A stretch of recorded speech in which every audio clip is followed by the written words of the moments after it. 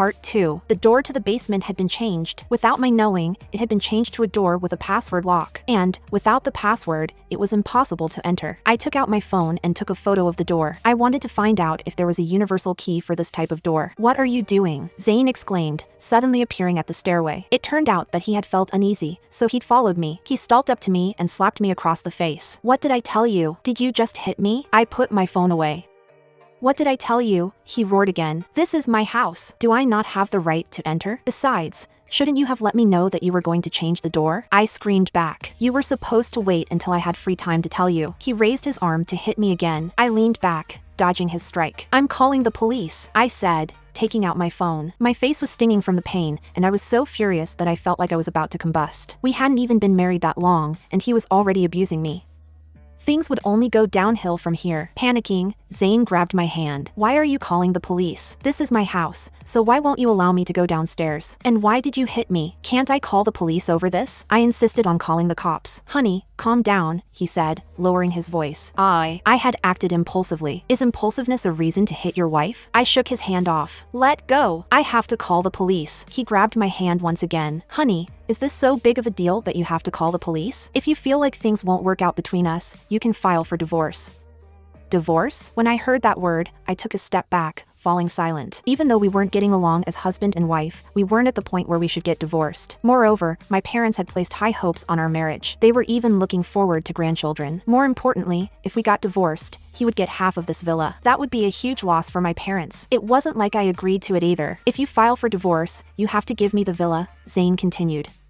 "If you don't want to get divorced, then we can continue to live life the same way we used to, and you go back to work now." After pondering it carefully, I shot him an angry look before storming upstairs. I had no choice. I couldn't give up the villa that my parents had bought with their hard-earned money. "Get back here!" I stopped in my tracks, turning to look at him. "For disrespecting me, don't you owe me an apology and a guarantee?" Zane asked. I burst into tears from anger and slammed my fist against the handrails.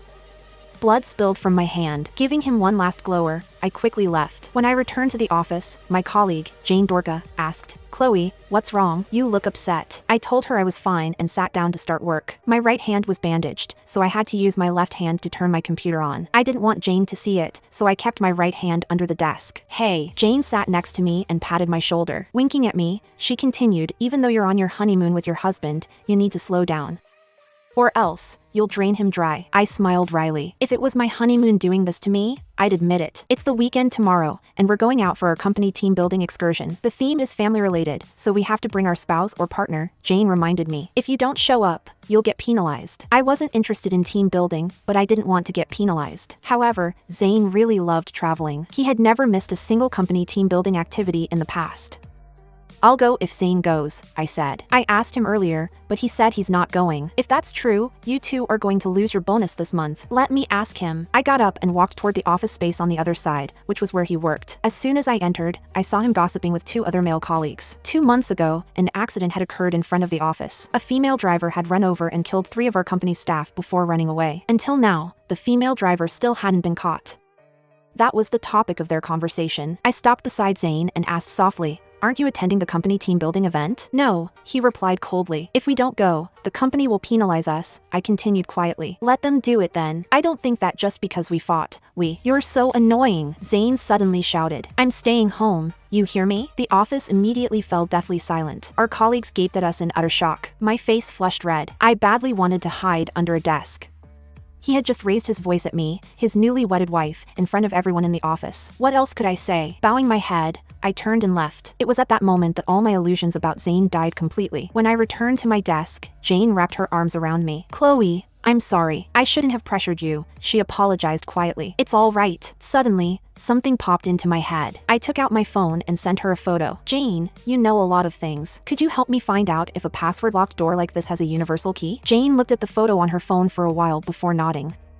"Sure, I have a friend who sells doors like this. I'll ask her for you." Nighttime rolled around. While making dinner, I unlocked my phone to check the surveillance camera again. Just like what I saw this morning, it was broken. Could Zane have done this on purpose? I finished preparing dinner and brought the plates to the dining hall. Zane had just returned, holding a cake in his hands. However, he was acting suspiciously. He hid the cake in the storage room so that I wouldn't see it. I glanced over and still managed to catch a glimpse of the exquisite mousse cake.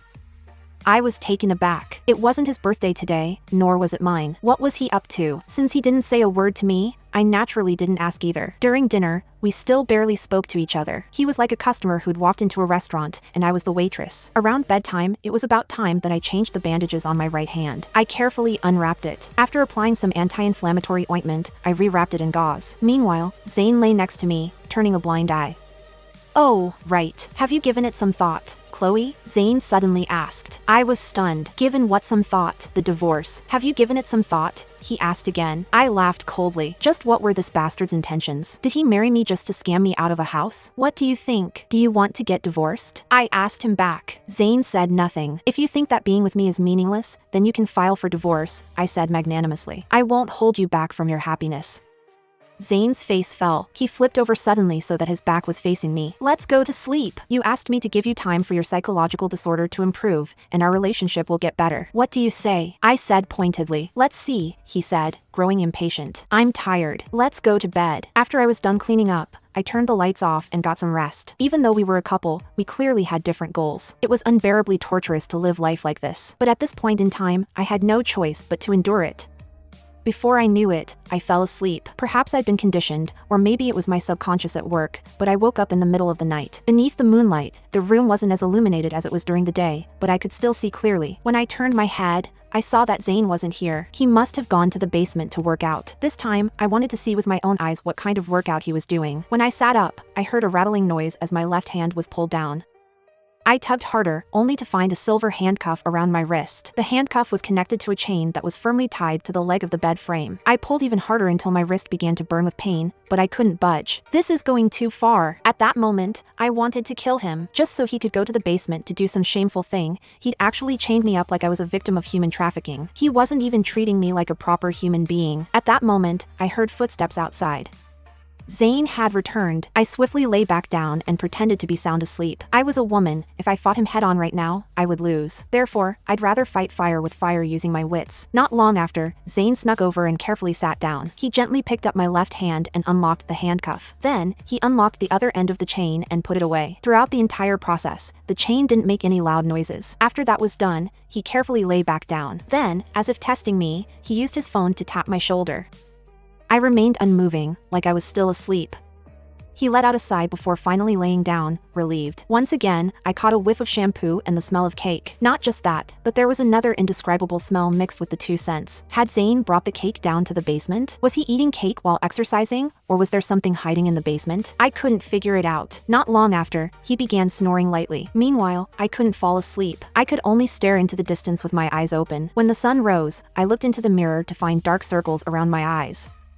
I wasn't beautiful, but I was still vain. Seeing the dark circles, I felt even more upset. I urged myself that I had to put an end to this as quickly as possible. If this went on, I wouldn't be able to endure the mental torment any longer. After breakfast, I purposely peeked into the garbage can in the living room. There was a cake box inside, and it was clearly the same cake that Zane had brought home last night. In that case, who had eaten the cake? Could there be a person hiding in the basement? My heart sank. Was Zane hiding a woman in the house? Could he be keeping a trafficked female college student down there? Search 57861 on GoodNovel App to read more.